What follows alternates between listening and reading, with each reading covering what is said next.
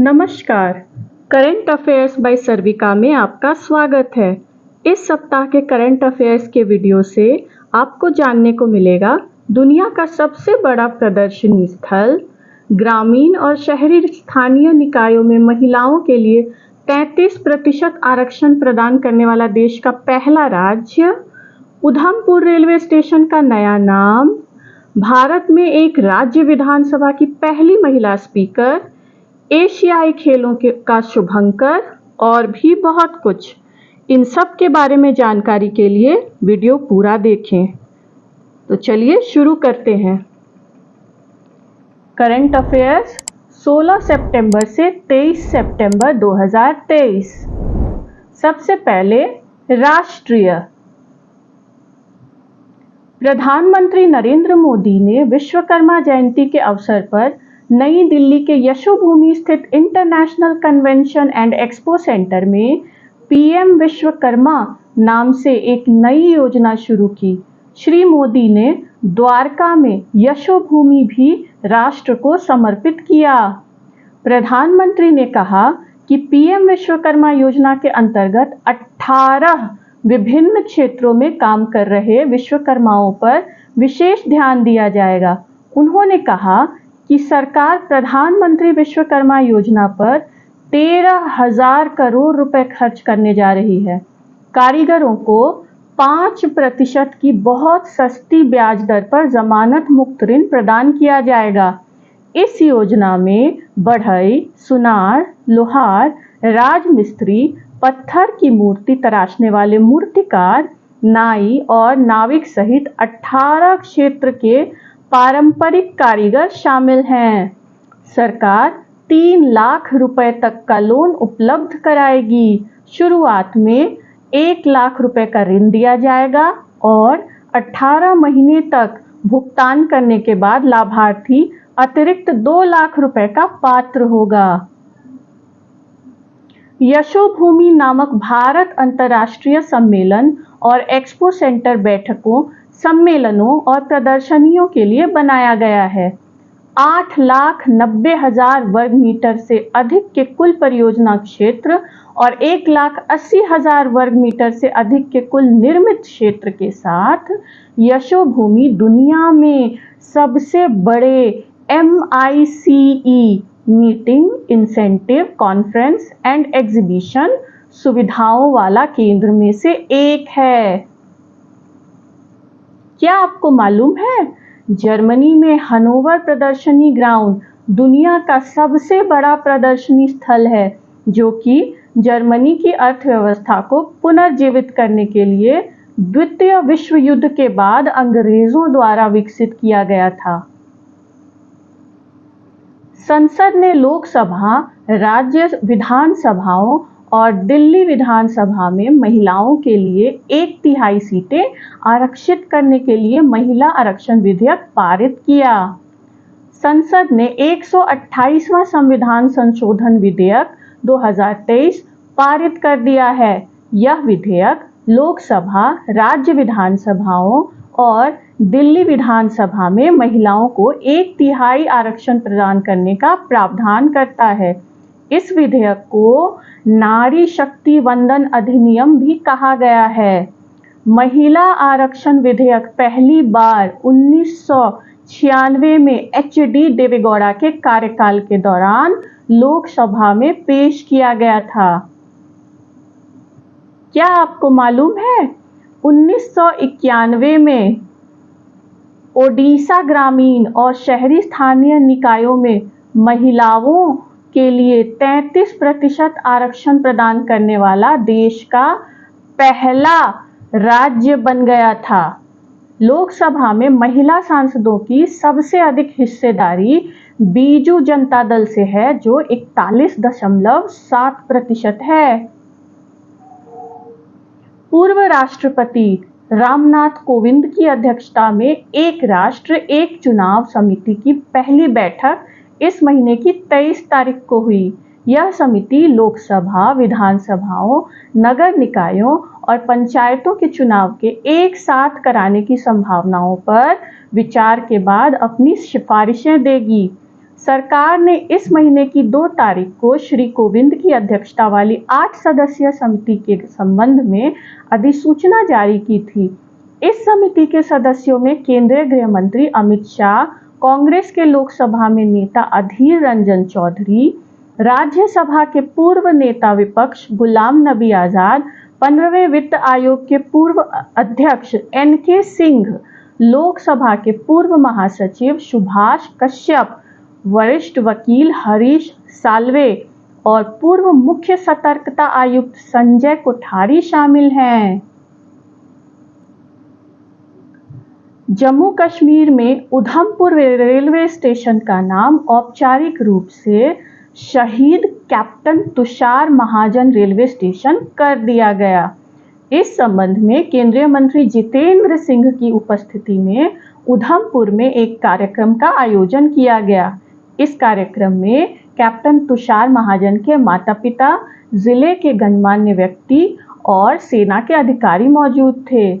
शौर्य चक्र से सम्मानित कैप्टन तुषार महाजन भारतीय सेना में एक अधिकारी थे, जिन्होंने 2016 में आतंकवाद विरोधी अभियान के दौरान अपने जीवन का बलिदान दिया था। वह 9 पैरा स्पेशल फोर्स यूनिट का हिस्सा थे, जिसे 9 पैराशूट कमांडो के रूप में भी जाना जाता है। प्रधानमंत्री नरेंद्र मोदी ने ओडिशा के पश्चिमी जिलों में मनाए जाने वाले कृषि त्योहार नुआखाई के शुभ अवसर पर लोगों को शुभकामनाएं दी हैं। नुआ शब्द का अर्थ है नया और खाई का अर्थ है भोजन, इसलिए नाम का अर्थ है कि किसानों के पास नई फसल के चावल हैं। यह त्योहार गणेश चतुर्थी उत्सव के एक दिन बाद आयोजित किया जाता है। निर्वाचन आयुक्त राजीव कुमार ने निर्वाचन आयुक्तों अनूप चंद्र पांडे और अरुण गोयल के साथ आज कॉमिक चाचा चौधरी और चुनावी दंगल लॉन्च किया। लोगों के बीच चुनाव को लेकर जागरूकता फैलाने और युवा मतदाताओं को प्रेरित करने के लिए कि निर्वाचन आयोग और प्राण कॉमिक्स की यह संयुक्त पहल है। आयोग ने कहा है कि लाखों बच्चे उन्हें डिजिटल रूप से देख सकेंगे। लोकप्रिय कार्टून चरित्र चाचा चौधरी, साबू, राका, धमाका सिंह और बिल्लू को कॉमिक में दिखाया गया है। इसमें 10 कड़ियों में कहानियां और एक प्रश्नोत्तरी शामिल है, जिसमें मतदाता जागरूकता पर विभिन्न विषयों को शामिल किया गया है। कॉमिक का उद्देश्य know your candidate app, C vigil app, voter turnout app, PWD app और कैंडिडेट ऐप सहित आयोग द्वारा जानकारी विभिन्न एप्लीकेशन का उपयोग करके लोगों को स्मार्ट मतदाता बनने के लिए प्रेरित करना है। मध्य प्रदेश के मुख्यमंत्री शिवराज सिंह चौहान ने ओमकारेश्वर में आदि शंकराचार्य की 108 फुट ऊंची स्टैच्यू ऑफ वननेस का अनावरण किया। इस प्रतिमा में शंकराचार्य को 12 साल के बच्चे के रूप में दिखाया गया है। ऐसा माना जाता है कि वह इस उम्र में ओमकारेश्वर आए थे। माना जाता है कि आदि शंकराचार्य, जो 788 और 820 ईस्वी के बीच रहते थे, का जन्म पेरियार नदी के तट पर स्थित केरल के कालाडी में हुआ था। वे कम उम्र में ही सन्यासी बन गए और ओमकारेश्वर आ गए। यहाँ उन्हें उनके गुरु गोविंद भागवत पाद द्वारा शिक्षा प्रदान की गई थी। नर्मदा नदी की ओर दक्षिण की ओर मुख करके मानधाता पर्वत पहाड़ी के ऊपर बहुधातु से निर्मित आदि शंकराचार्य की प्रतिमा स्थापित की गई है। यह प्रतिमा 54 फीट के पेडस्टल के ऊपर खड़ी है और 27 फीट कमल की पंखुड़ियों के आधार द्वारा समर्थित है, जो लाल पत्थर से बनी है। चित्रकार वासुदेव कामत, जो मुंबई में JJ स्कूल ऑफ आर्ट्स के स्नातक हैं, ने प्रतिमा का वैचारिक स्केच और पेंटिंग बनाई। मूर्तिकार भगवान रामपुरे, जो JJ स्कूल ऑफ आर्ट्स से हैं, ने कामत के साथ मिलकर काम किया। प्रतिमा के साथ एकात्म धाम भी होगा, जिसमें अद्वैत लोक संग्रहालय शामिल होगा, जिसे आचार्य शंकर के जीवन और दर्शन को प्रदर्शित करने के लिए बनाया गया है। मूर्ति का निर्माण L&T द्वारा किया गया है। केंद्रीय कृषि और किसान कल्याण राज्य मंत्री कैलाश चौधरी ने नई दिल्ली में किसान ई-मित्र पीएम किसान AI चैटबॉट की शुरुआत की। इस अवसर पर उन्होंने कहा कि यह पहल किसानों के जीवन में सकारात्मक बदलाव लाने और प्रौद्योगिकी के उपयोग से शासन में सुधार लाने में मदद करेगा। श्री चौधरी ने कहा कि AI चैटबॉट योजना की जानकारी के साथ साथ शिकायतों के समाधान में मदद करेगा। राजधानी के पूसा परिसर में एक कार्यक्रम में वित्त मंत्री निर्मला सीतारमण ने कृषि मंत्री नरेंद्र सिंह तोमर की उपस्थिति में किसान ऋण पोर्टल लॉन्च किया। कई सरकारी विभागों के सहयोग से विकसित किसान ऋण पोर्टल एक डिजिटल प्लेटफॉर्म है जो किसानों को दी जाने वाली वित्तीय सेवाओं पर व्यापक डेटा प्रदान करेगा, जिसमें ऋण वितरण, ब्याज सहायता दावों और उपयोग की जानकारी शामिल है, जिसे कृषि ऋण के कुशल वितरण के लिए बैंकों के साथ एकीकृत किया जाएगा। किसान कल्याण सचिव मनोज आहूजा ने कल नई दिल्ली में सामान्य फसल अनुमान सर्वेक्षण GCES यानी कि जनरल क्रॉप एस्टिमेशन सर्वे के लिए मोबाइल एप्लीकेशन और वेब पोर्टल का शुभारंभ किया। यह क्रांतिकारी पोर्टल और मोबाइल एप्लीकेशन पूरे देश में कृषि पद्धतियों को बदलने के लिए डिजाइन किया गया है। अरुणाचल प्रदेश के मुख्यमंत्री पेमा खांडू ने श्रमिकों के कल्याण के लिए मुख्यमंत्री श्रमिक कल्याण योजना लागू करने की घोषणा की है। उन्होंने कल ईटानगर में एक समारोह को संबोधित करते हुए कहा कि अरुणाचल प्रदेश भवन और अन्य निर्माण श्रमिक कल्याण बोर्ड में पंजीकृत श्रमिकों को प्रोत्साहन राशि इस योजना के तहत संशोधित की गई है। योजना के तहत श्रमिकों के परिवारों के लिए मातृत्व लाभ बढ़ाकर 1000 से 6000, प्राकृतिक मृत्यु पर मुआवजा 50,000 रुपए से बढ़ाकर 2 लाख रुपए और दुर्घटना मृत्यु मुआवजा 1 लाख रुपए से बढ़ाकर 4 लाख रुपए कर दिया गया है। कामगारों के बच्चों में खेल कूद को बढ़ावा देने के लिए इस योजना के तहत राज्य स्तरीय प्रतियोगिता या प्रतिस्पर्धा में स्वर्ण पदक के लिए 15,000 रुपए, रजत पदक के लिए 10,000 रुपए और कांस्य पदक के लिए 8,000 रुपए कर दिया गया है। राष्ट्रीय स्तर पर उत्कृष्ट प्रदर्शन पर स्वर्ण पदक के लिए 30,000 रुपए, रजत के लिए 20,000 और कांस्य के लिए 15,000 रुपए दिए जाएंगे। केंद्रीय रिजर्व पुलिस बल के कोबरा कमांडो के पहले बैच ने जम्मू कश्मीर के जंगलों में प्रशिक्षण पूरा कर लिया है और उन्हें कुपवाड़ा में तैनात किया गया है। यह पहली बार है कि माओवादी विद्रोहियों से लड़ने के लिए 2009 में बनाई गई commando battalion for resolute action यानी कि कोबरा को मध्य और पूर्वी भारत से बाहर ले जाया गया है और जम्मू कश्मीर भेजा गया है। भारतीय नौसेना और सिंगापुर गणराज्य की नौसेना के बीच वार्षिक नौसेना समुद्री अभ्यास सिम्बेक्स 21 सितंबर से RSS सिंगापुरा चांगी नौसेना बेस में शुरू हो रहा है। 2 चरणों में आयोजित ये अभ्यास सिम्बेक्स इस महीने की 24 तारीख तक चलेगा।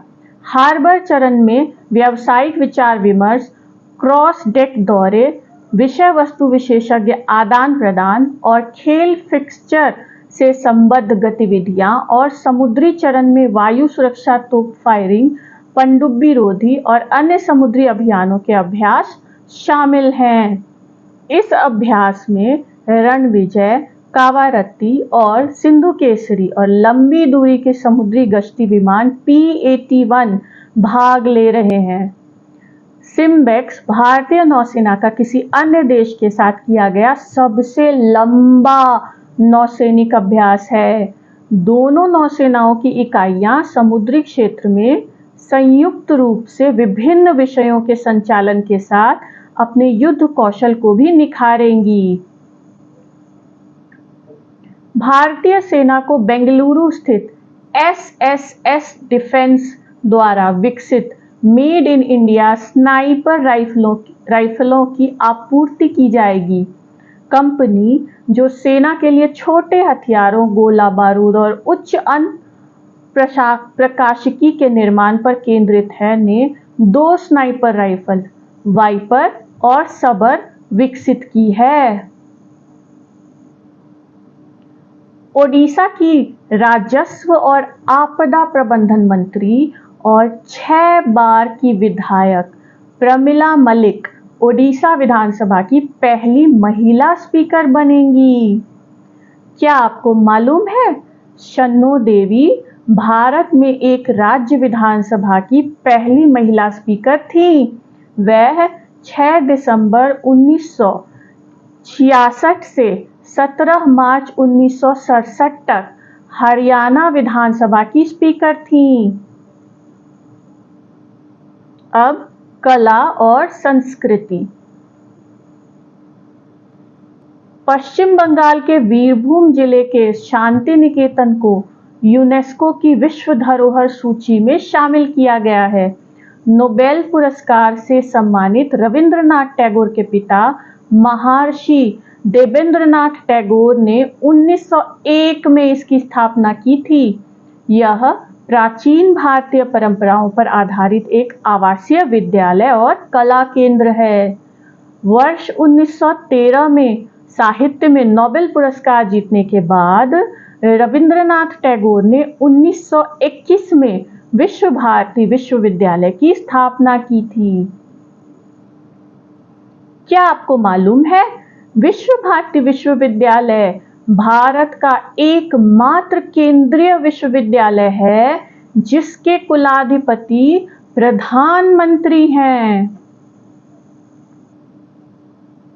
कर्नाटक के 3 प्रसिद्ध मंदिरों चन्नकेश्वर मंदिर बेल्लूर, होयसलेश्वर मंदिर हालेबिदु, केशव मंदिर सोमनाथपुरा को यूनेस्को ने विश्व धरोहरों की सूची में शामिल किया।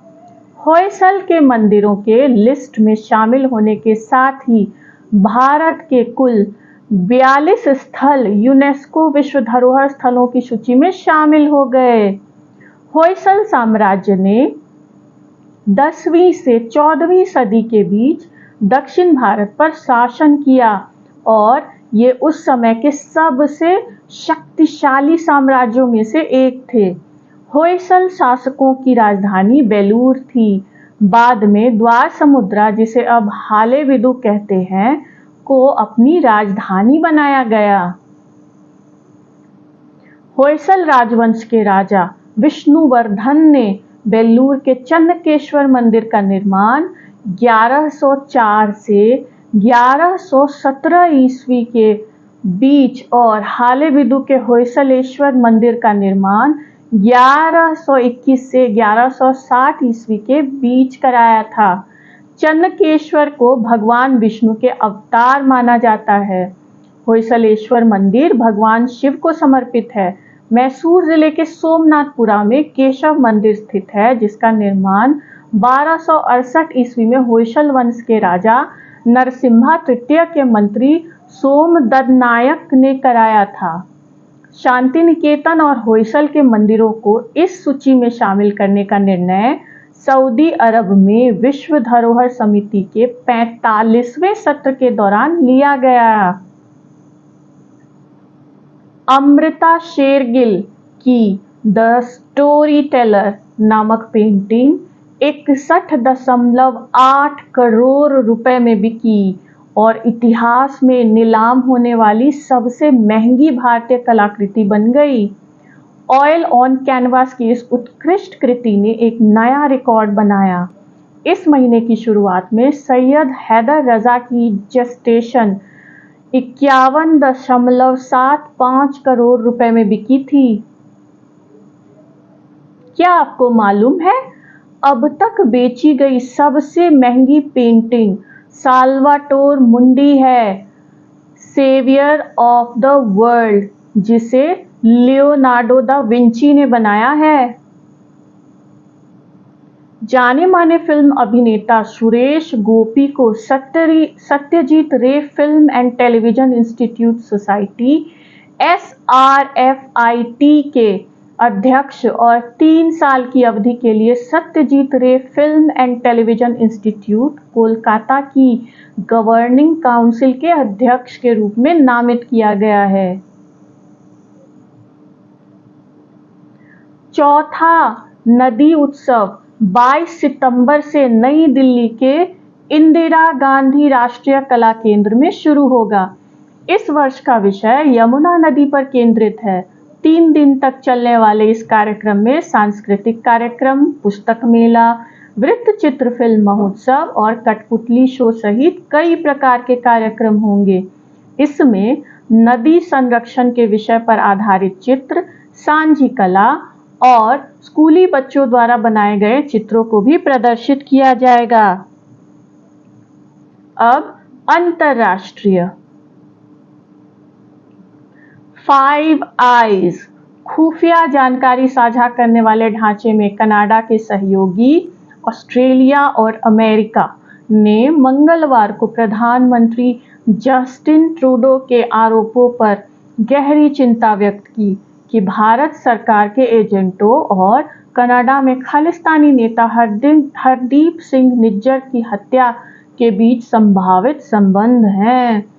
5 आइज अलायंस के सदस्य देश अमेरिका, ब्रिटेन, ऑस्ट्रेलिया, न्यूजीलैंड और कनाडा हैं। माली, बुर्किना फासो और नाइजर के सैन्य नेताओं ने शनिवार को माली की राजधानी बमाको में एक पारस्परिक रक्षा समझौते लिप्टाको गोरमा चार्टर पर हस्ताक्षर किए। लोकतांत्रिक रूप से चुनी गई सरकारों को उखाड़ फेंकने के बाद इन 3 देशों पर सैन्य जनता का शासन चल रहा है। सवाना घास के मैदानों और सहारा रेगिस्तान के बीच स्थित इन देशों को साहेल राज्यों के रूप में जाना जाता है। लिप्टाको गोरमा क्षेत्र वह है जहां माली, बुर्किना फासो और नाइजर सीमाएं मिलती हैं। यूरोपीय आयोग की अध्यक्ष उर्सुला वॉन डेर लेयन ने रविवार को इतालवी द्वीप लैम्पेडूसा का दौरा किया, जो प्रवासियों के आगमन में वृद्धि से जूझ रहा है, और इटली को स्थिति से निपटने में मदद करने के लिए 10 सूत्री यूरोपीय संघ की कार्य योजना का वादा किया। इस साल अब तक लगभग 1,26,000 प्रवासी इटली पहुंचे हैं, जो 2022 में इसी तारीख तक के आंकड़े से लगभग 2 गुना है। लैम्पेडूसा के छोटे से द्वीप ने हाल ही में नाव से आने वाले प्रवासियों की संख्या में तेज वृद्धि देखी है, जो द्वीप की स्थायी आबादी से अधिक है। सुश्री वॉन डेर लेयन के साथ इटली की प्रधानमंत्री जॉर्जिया मेलोनी भी थीं। अर्मेनिया की सेना अजरबैजान की मांग के अनुसार युद्ध विराम और पूर्ण आत्मसमर्पण के रूसी प्रस्ताव पर सहमत हो गई है। यह कदम अजरबैजान की सेना ने स्वायत्त क्षेत्र पर नियंत्रण के लिए नागोर्नो काराबाख में अभियान शुरू करने के बाद उठाया है। अजरबैजान की सेना ने आतंकवाद विरोधी अभियानों के दौरान 32 लोग मारे गए हैं और 200 अन्य घायल हुए हैं। अजरबैजान के रक्षा मंत्रालय का कहना है कि उसकी सेना ने नागोर्नो काराबाख में रणनीतिक रूप से महत्वपूर्ण 90 से अधिक जगहों पर नियंत्रण कर लिया है। इससे पहले अर्मेनिया के प्रधानमंत्री निकोल पशिन्यन ने कहा कि संघर्ष विराम का कायम रहना महत्वपूर्ण है। उन्होंने कहा कि यह क्षेत्र में तैनात रूसी शांति रक्षकों द्वारा सुनिश्चित किया जाएगा। इस बीच रूसी राष्ट्रपति व्लादिमीर पुतिन ने कहा है कि रूस संघर्ष के सभी पक्षों के संपर्क में है। रूस को उम्मीद है कि नागोर्नो काराबाख में स्थिति का शांतिपूर्ण समाधान हो जाएगा। उन्होंने यह भी कहा कि रूसी शांति रक्षक नागरिकों की सुरक्षा के लिए सब कुछ करेंगे। 13वां हिंद प्रशांत सेना प्रमुख सम्मेलन IPACC इस महीने को 26 और 27 तारीख को नई दिल्ली के मोनेकशा सेंटर में आयोजित किया जाएगा। हिंद प्रशांत क्षेत्र के 30 से अधिक सेना प्रमुखों के सम्मेलन में हिस्सा लेने की संभावना है। सम्मेलन में इस क्षेत्र में सुरक्षा सहयोग और सामूहिक रणनीतियों पर विचार किया जाएगा। इसमें आपसी हित के मुद्दों और हिंद प्रशांत क्षेत्र में संकट समाधान में सैन्य कूटनीति की भूमिका पर भी चर्चा होगी। भारतीय सेना और अमेरिकी प्रशांत सेना द्वारा संयुक्त रूप से आयोजित सेना प्रमुखों की यह 13वां द्विवार्षिक सम्मेलन होगा। काजी फैज ईसा ने 1 साल के संक्षिप्त कार्यकाल अक्टूबर 2024 तक के लिए पाकिस्तान के सुप्रीम कोर्ट के मुख्य न्यायाधीश के रूप में पदभार संभाला है। वह इससे पहले बलूचिस्तान उच्च न्यायालय के मुख्य न्यायाधीश रह चुके हैं। G4 देश भारत, ब्राजील, जापान और जर्मनी ने कहा है कि स्थायी और अस्थायी दोनों वर्गों में संयुक्त राष्ट्र सुरक्षा परिषद का विस्तार इस निकाय को अधिक प्रातिनिधिक, वैधानिक, प्रभावशाली और कुशल बनाने के लिए आवश्यक है। संयुक्त राष्ट्र महासभा के 78वें सत्र से अलग कल ब्राजील, जर्मनी, जापान और पश्चिमी देशों के विदेश मंत्रियों ने भारत के विदेश मंत्रालय के सचिव संजय वर्मा के साथ मुलाकात की। G4 ब्राजील, जर्मनी, भारत और जापान का समूह है जो संयुक्त राष्ट्र सुरक्षा परिषद का स्थायी सदस्य बनना चाहते हैं। G4 देश संयुक्त राष्ट्र सुरक्षा परिषद की स्थायी सदस्यता के लिए एक दूसरे की दावेदारी का समर्थन कर रहे हैं। कांगो लोकतांत्रिक गणराज्य के राष्ट्रपति फेलिक्स त्शिसेकेदी ने अपने देश से संयुक्त राष्ट्र शांति मिशन को वापस लेने में तेजी लाने के लिए कहा है। मोनुस्को नामक मिशन को 2010 में कांगो लोकतांत्रिक गणराज्य के पूर्वी हिस्से में असुरक्षा को खत्म करने के लिए शुरू किया गया था, जहां सशस्त्र समूह क्षेत्र और संसाधनों के लिए लड़ते हैं। फिलीपींस की राजधानी मनीला के पास स्थित ताल ज्वालामुखी ने शुक्रवार 23 सितंबर को ज्वालामुखीय गैसों का उत्सर्जन किया, जिसके कारण अधिकारियों ने 5 शहरों और दर्जनों कस्बों में स्कूलों को बंद कर दिया और लोगों से घर के अंदर रहने का आग्रह किया। क्या आपको मालूम है, हवाई द्वीप पर स्थित मौना लोआ दुनिया का सबसे बड़ा सक्रिय ज्वालामुखी है और फिलीपींस का ताल ज्वालामुखी सबसे छोटा सक्रिय ज्वालामुखी है। 77 विकासशील देशों के समूह G77 या G77 ने क्यूबा के हवाना में 2 दिवसीय शिखर सम्मेलन में एक नई वैश्विक व्यवस्था का आह्वान किया। G77 की स्थापना 1964 में व्यापार और विकास पर पहले संयुक्त राष्ट्र सम्मेलन के अंत में वैश्विक दक्षिण के सामूहिक आर्थिक हितों को आगे बढ़ाने के लिए की गई थी। तब से ब्लॉक का विस्तार 134 सदस्यों को शामिल करने के लिए किया गया है। क्यूबा के राष्ट्रपति मिगुएल डियाज कैनेल संगठन के वर्तमान अध्यक्ष हैं। अब विज्ञान और प्रौद्योगिकी। संयुक्त अरब अमीरात के अंतरिक्ष यात्री सुल्तान अल नयादी अंतर्राष्ट्रीय अंतरिक्ष केंद्र में 6 महीने के ऐतिहासिक मिशन को पूरा करने के बाद स्वदेश लौटे। अबू धाबी अंतर्राष्ट्रीय हवाई अड्डे पर उनका भव्य स्वागत किया गया। राष्ट्रपति शेख मोहम्मद बिन जायद अल नाहियान, उपराष्ट्रपति और प्रधानमंत्री शेख मोहम्मद बिन राशिद अल मखदूम तथा अन्य वरिष्ठ अधिकारियों ने हवाई अड्डे पर उनका स्वागत किया और मुलाकात की। अल नयादी अंतर्राष्ट्रीय अंतरिक्ष केंद्र में सबसे अधिक दिन बिताने वाले पहले अरब अंतरिक्ष यात्री बन गए हैं। वह केंद्र में 186 दिन रहे। नयादी अंतरिक्ष में चहलकदमी करने वाले पहले अरब यात्री हैं। उन्होंने वैज्ञानिक प्रयोगों और शैक्षणिक गतिविधियों में भी हिस्सा लिया। अल नयादी ने अंतरिक्ष केंद्र में इस वर्ष अंतर्राष्ट्रीय योग दिवस पर पद्मासन लगाकर सोशल मीडिया पर अपनी तस्वीर साझा करते हुए योग के लाभों को भी बताया। 8 सितंबर 2016 को लॉन्च किया गया origins spectral interpretation resource identification और सिक्योरिटी रेगोलिफ एक्सप्लोरर या OSIRIS-REX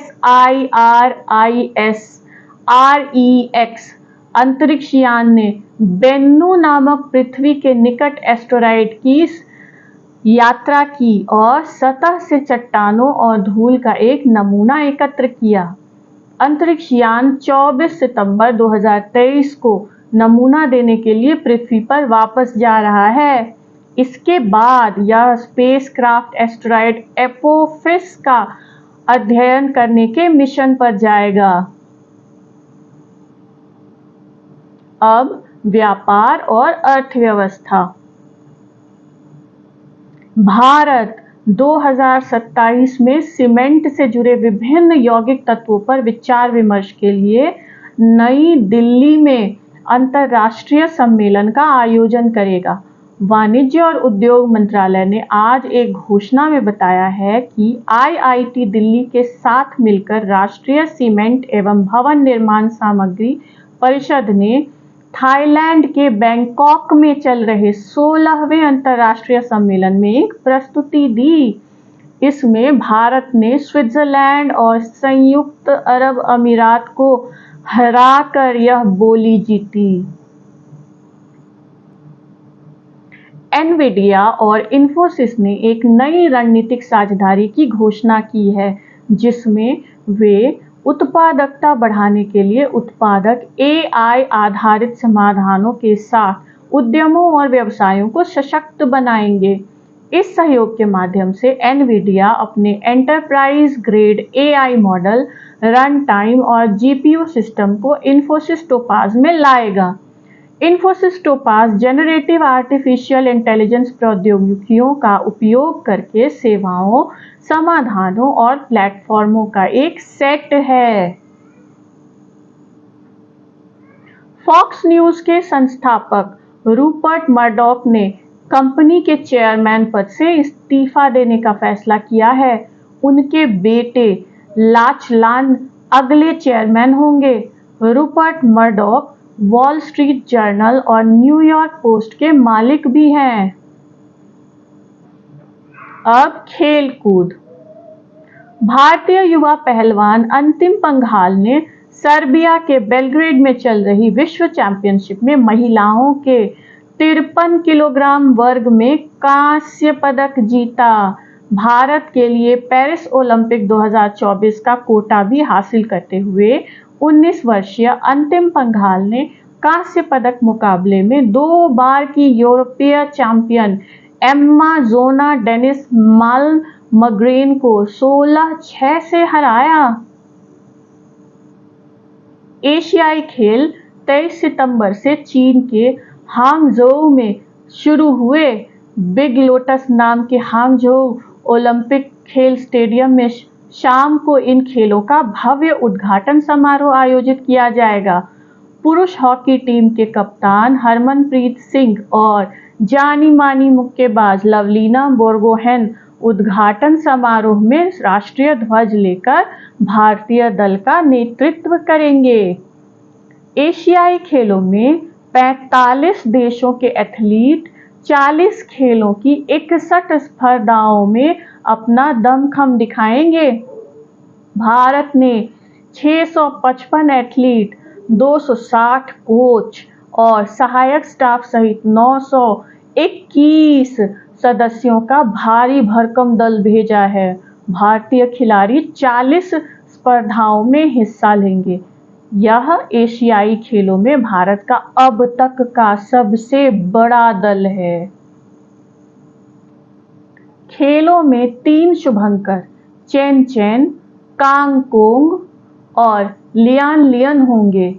इन 3 शुभंकरों को सामूहिक रूप से मेमोरीज ऑफ जियांगनान नाम दिया गया है। यह नाम टांग राजवंश की एक मान्यता प्राप्त कवि बाई जुई की एक कविता से प्रेरित है। 19वें एशियाई खेलों में ई स्पोर्ट्स को पहली बार मेडल इवेंट के तौर पर शामिल किया गया है। कुल 7 प्रतिस्पर्धी स्पर्धाएं arena of valour Asian games version, Dota 2, dream 3 kingdoms 2, FIFA online 4, league of legends, PUBG mobile Asian games version और street fighter V champion edition इस इवेंट में शामिल होंगे। भारत हालांकि 7 में से केवल 4 स्पर्धाओं में भाग लेगा।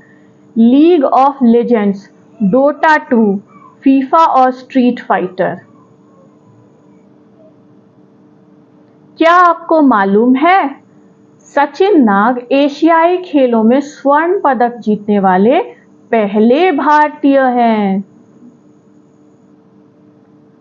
भारत ने श्रीलंका को 10 विकेट से हराकर एशिया कप क्रिकेट 2023 का खिताब अपने नाम कर लिया है।